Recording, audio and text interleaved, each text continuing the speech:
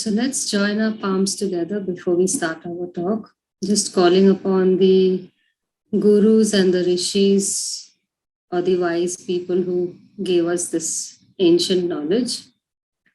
So closing your eyes, relaxing your shoulders, and take a nice long slow deep inhale. Guru Brahma Guru Vishnu Guru Deva Maheshwara Guru Sakshat Parabrahma Tasmai Shri Gurave Namaha. Tasmai Shri Gurave Namaha.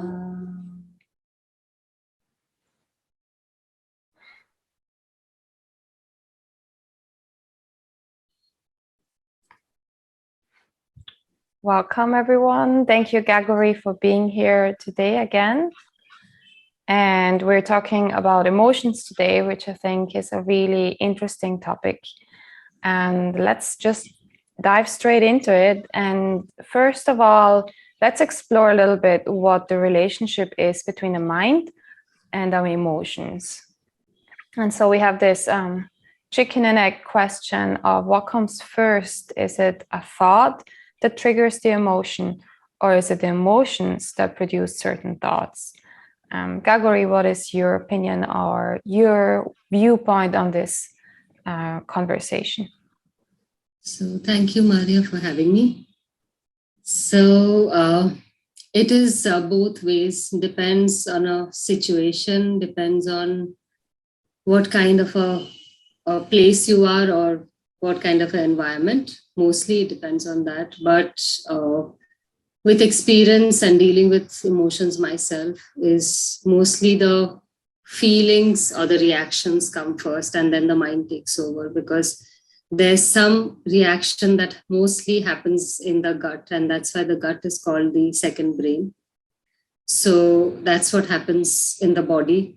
And when the feeling arises, and it happens very, very quickly, so the mind takes over. So there's a very subtle or a very thin line that switches over from the mind to the body, and the body to the emotions, and emotions to the mind. So they switch so quickly, so it's very difficult to identify until unless you stay quiet and silent to understand what is happening with yourself. But most of the time what we do is we react.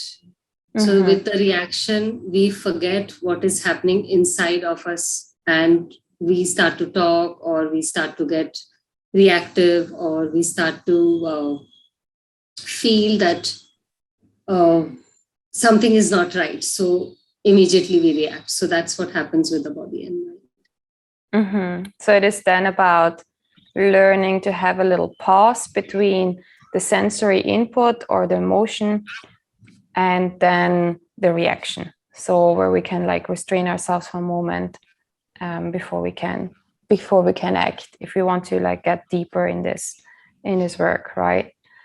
Right, yeah. Because nowadays people are mostly interested in speaking first rather than listening. And that's what is causing the problem, because everybody wants to speak first and everybody wants to be heard. That is the thing. Yeah, that's a good point. So a lot of that is also coming from, which we can touch on later a little bit, but maybe also from a subconscious reaction rather than something that happens consciously, right? Right. Yeah.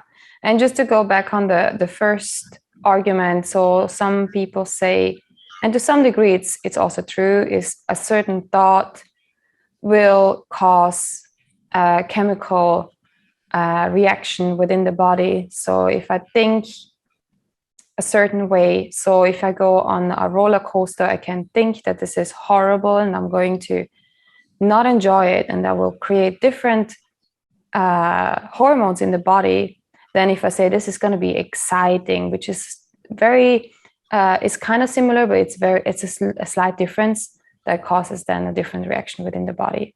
So there is the thought, but very often what happens is when we get triggered, it's not so much just about the situation that's happening right now, but there's a memory about something or a pattern that gets reacted that lies back maybe all the way into childhood. Right. So yeah.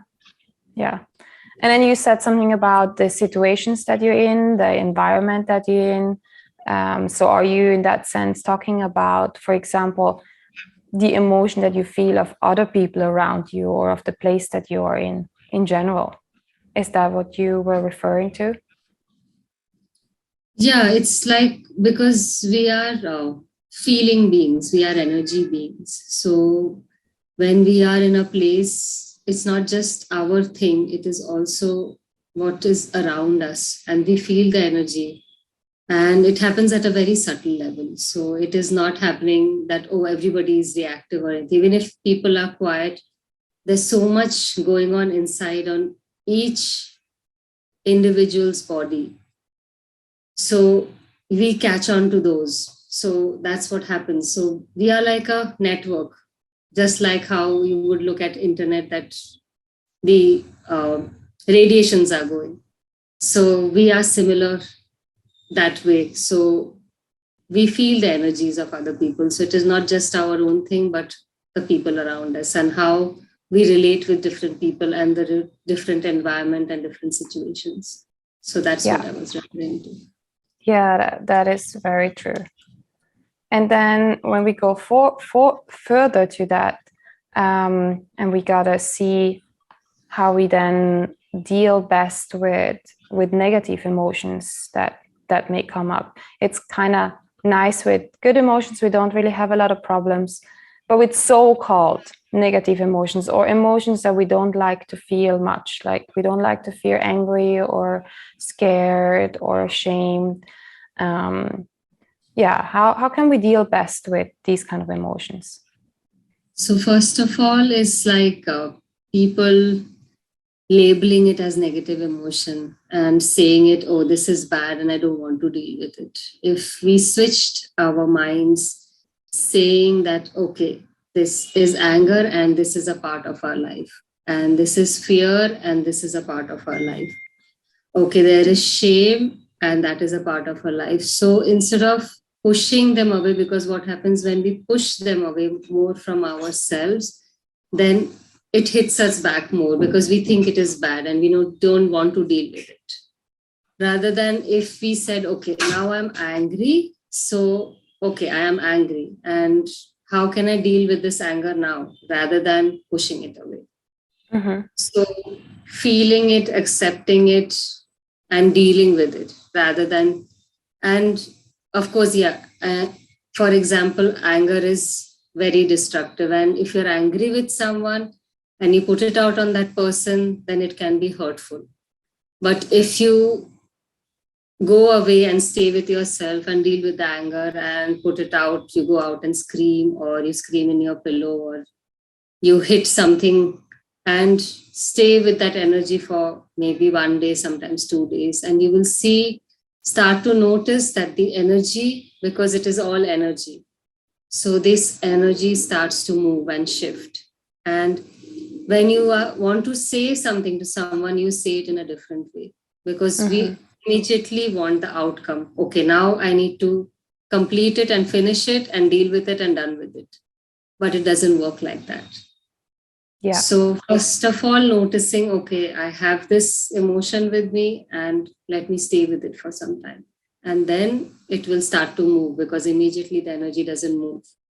But we want to, most of the people that I've heard, they want to get rid of it.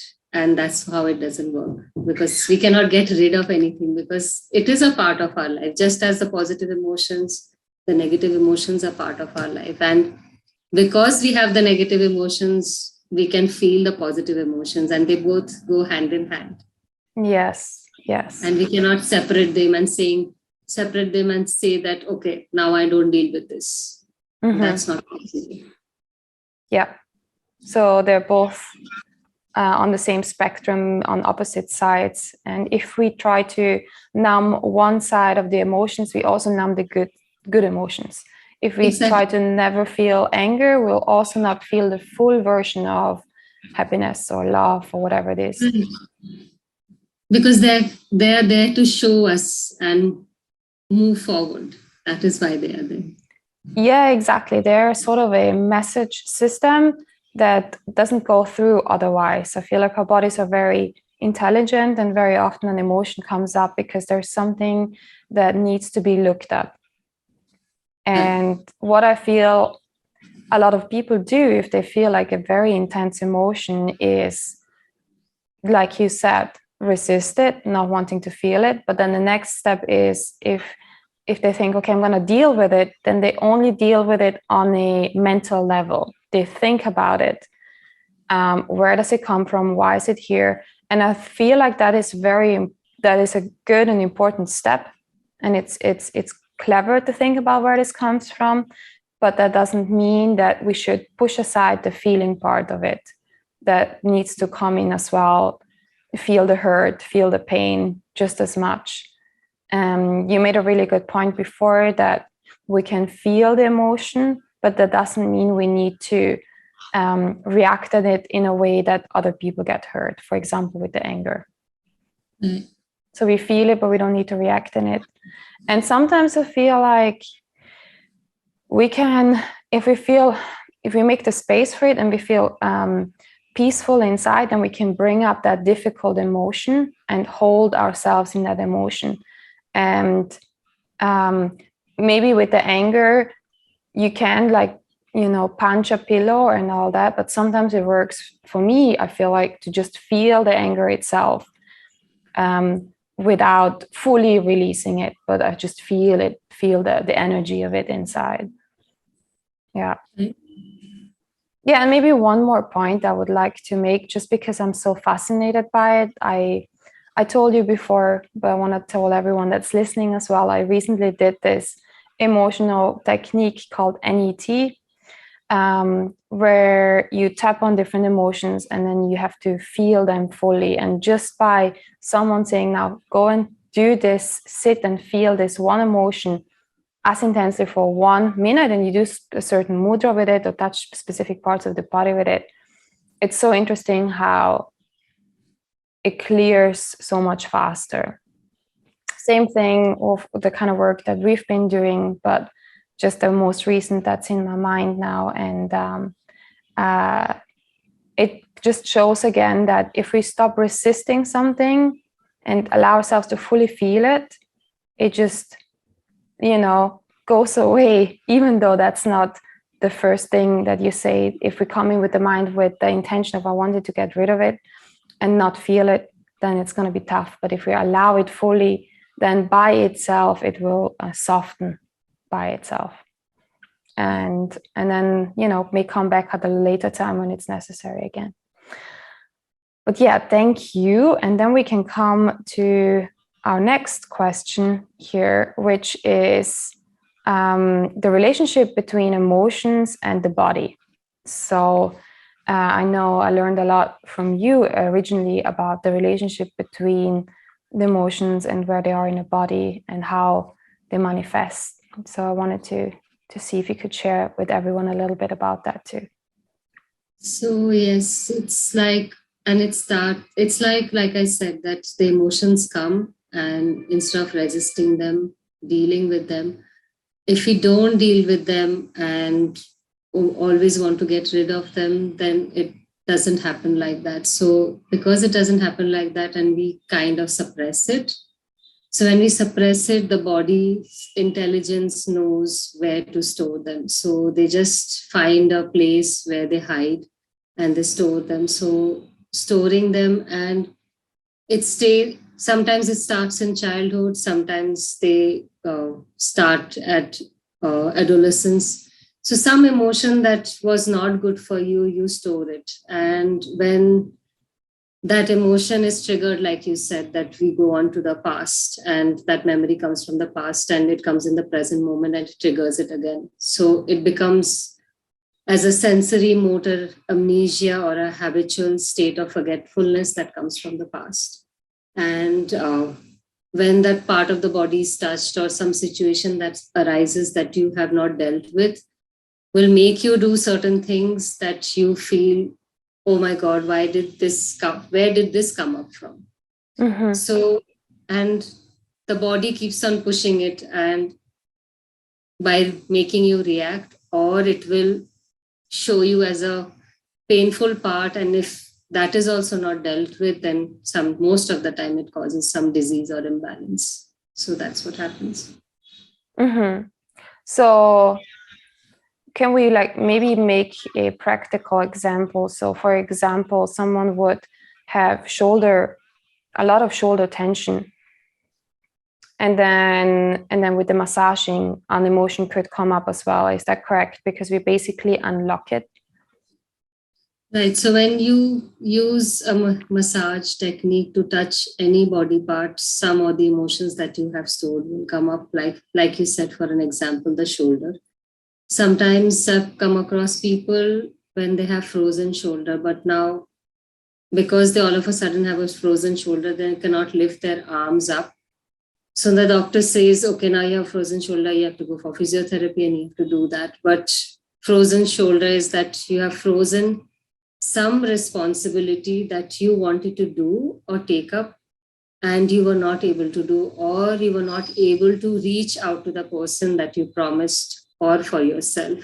And that's when the shoulder freezes. As an example, that is one of the reasons. So if the shoulder freezes and slowly with an emotional release, or you can talk to someone and as well as take a massage or some releasing technique, it's very interesting that slowly that the frozen shoulder goes away because you deal with the emotion that you are holding back or trying to resist or not able to bring it out.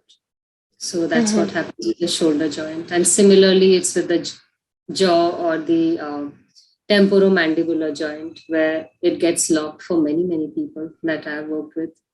And the things that you don't say is getting stuck in the temporomandibular joint. So they come up with locked jaw or clicking jaw or frozen jaw.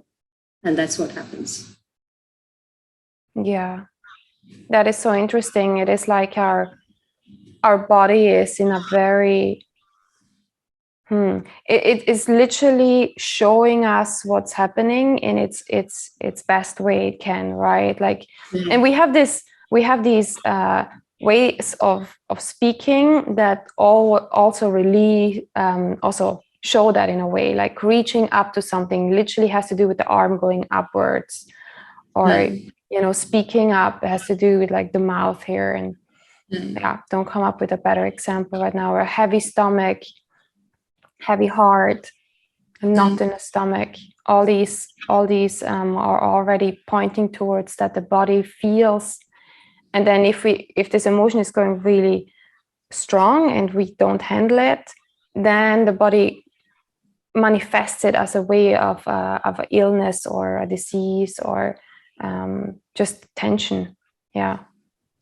It's the body's way of talking to you or showing you that you really need to pay attention now. And it's also manifested in the posture. That's another thing that I remember from working with you. The way we carry ourselves can speak to us. Right. And so for people that have not done that sort of work or haven't really gone down that road, if, for example, you do go to a massage and you work on that shoulder, is it then that this emotion comes up as well for people, that they re-feel whatever they have stored away? Yeah, the moment the body is touched, the cells start to move. So when the cells start to move, many people have some visions, many people have emotions come up. And and that doesn't happen always, because it also depends on the therapist, how they are trained and are they able to deal with it. Because all of a sudden, if a client starts to crying, then sometimes the therapists they're like, oh, no, it's okay. And they try to shut it down because they don't know how to deal with it. So that is also a very important part that the therapist needs to be also trained to take care of such things if they're going deeper with the body. Yes, and the intention that the therapist has as well, right? When massaging your person too. Yeah, that's very fascinating. Yeah. And for people that maybe not have that much experience with massaging, but that do yoga, it's quite similar there, that we store a lot of tension in our bodies. And very often when we do yoga in a way where it's not so much about achievement, where it's not so much about the pose itself, but more about relaxing into the pose and feeling into the body and coming into a state of calmness, that in my experience, often old stuff can come up. And for some people, it is in that moment and they have an emotional release. But for a lot of people, it's actually after the yoga class that they feel something. And then, then you have the chance to actually feel it and not re-suppress it. Right. Because that happens for some people too. So when you know about this, be like, oh, I'm feeling strange, or I had this weird memory of something, then it's a really good time to maybe go and sit with it and feel into that. Mm-hmm. Yeah, it's really fascinating, and I think it's very has a lot of benefits for people to try this. All right, and then let's talk a little bit about Ayurveda. To complete the picture, one of the things that I really like about Ayurveda is that it is a holistic system that brings in all aspects of being human. So you've got the body, but you also have the mind and you also have the emotions. And when it looks at imbalances, there's always those three aspects together. So what would Ayurveda be able to add to this whole conversation, you think?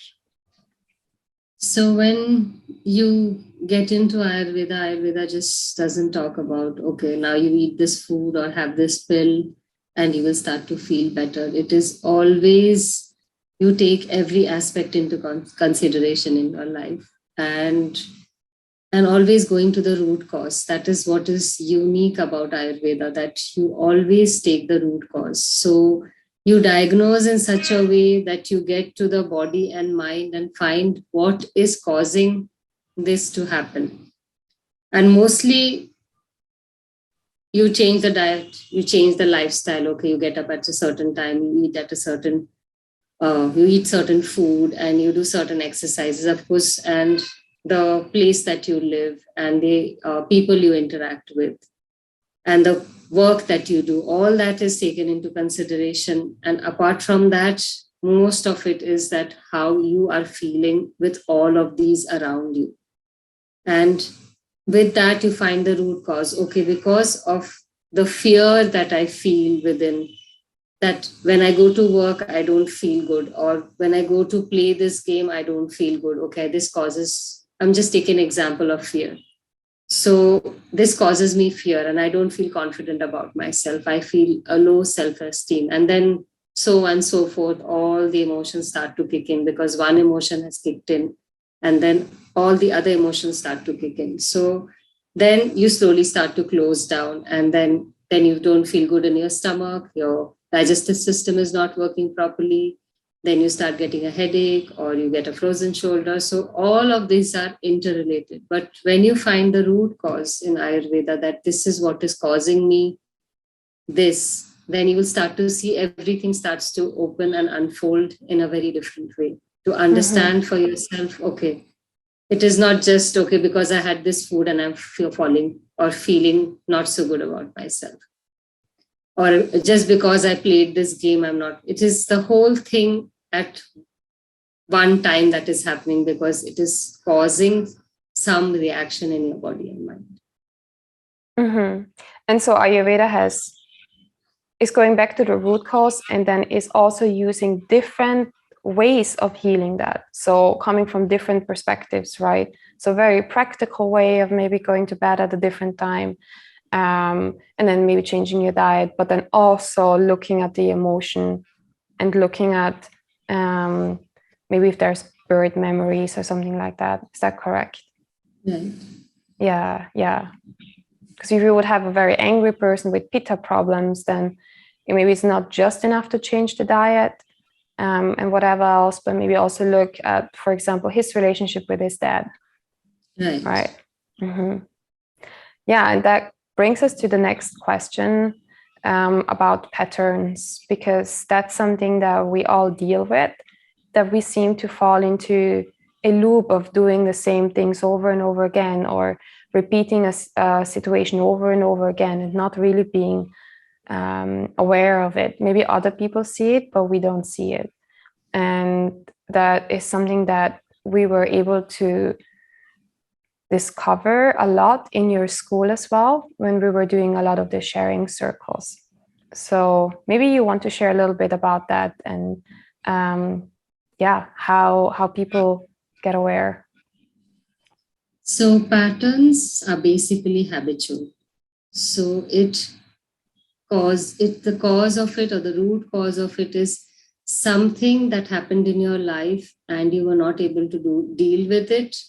And because you were not able to deal with it, it keeps on repeating. So it's a habitual pattern, and that's what one needs to become aware of, that, okay, something that is continuously coming and knocking at my door and I don't like it. So people try to push it away by saying, oh, it comes and it happens to me and I don't want to deal with it. But that's not the point, because if it is repeating in your life, in every aspect of your life, say for example, anger. So you go to office and you don't get along with people you work with, you don't get along with your boss, and then you come home and with your family there's similar kind of situation, and then with your friends there are similar kind of situation.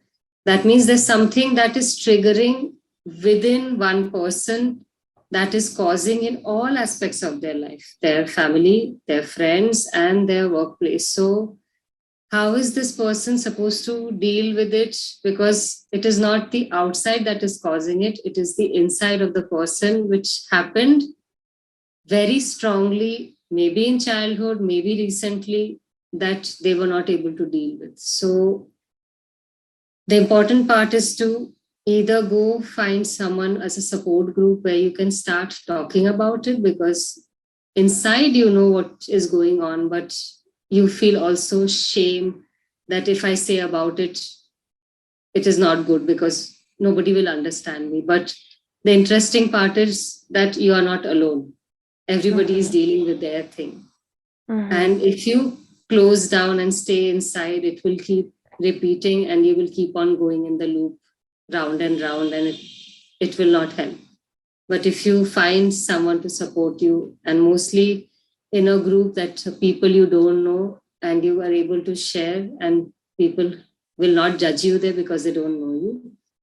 So that's what helps to bring out, and then you start to deal with it, because you can bring out what is inside and share everything and not feel bad about it. Of course, you will feel bad, but then it has no charge that you were holding behind, and it is repeating in your life.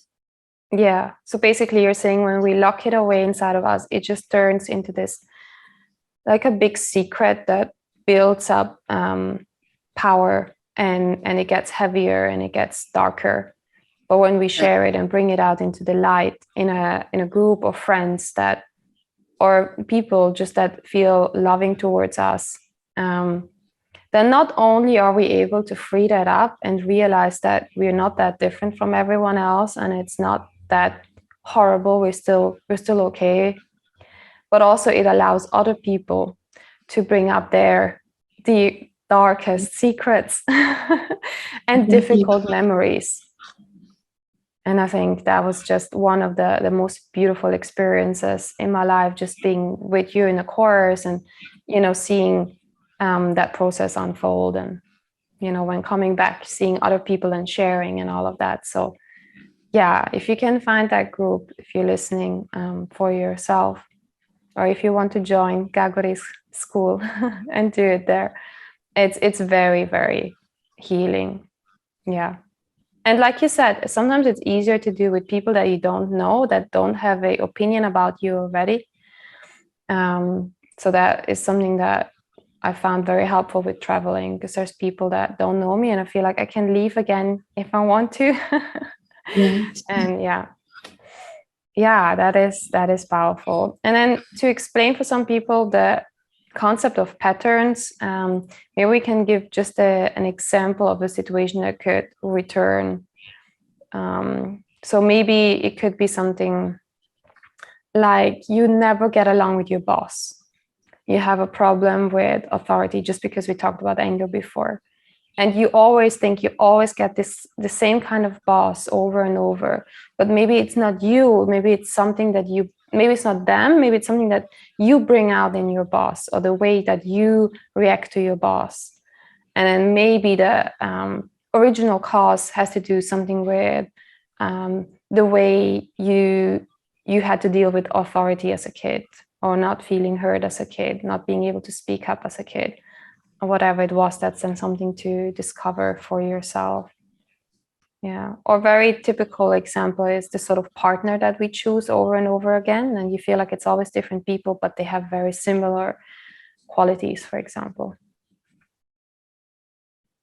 Yeah. Is there anything to add, or do you feel like that you would say the same, Gagori? No, I think we'll have to relate with people, and nowadays it's all online, and as it would be great that people would meet rather than just meet online, because it's being in person and feeling the energy is what makes all the difference in people's lives. So, and hugging, right? I think. Yes, touching is the most important for human, or even for animals. It's like the more you can touch, it's basically the energy exchange. So Yeah. the more you can do the energy exchanges, that's what makes all the difference in everyone's lives. Because we all, as humans, like to be touched, really touched. So yeah. And even that is in our language, right? We're touched on an emotional level, but like literally touched through our physical body. Yes. Yeah. Yeah, that's very true. So it's not just about being conscious about something on an emotional level, but on a mental level, but able to feel it on an emotional level and have surrounding community and people that are loving and accepting. And so that you can then turn to become yourself, loving and accepting to yourself, and be able to deal with whatever it is that you still have to look at, maybe, and you weren't able to look at before. Right. Yeah, I think that's it for now. What do you think? Yes. Thank you so much. Come back. Thank you. We'll come back with more. Yes. All right. So thank you. And thank you very much. See you soon.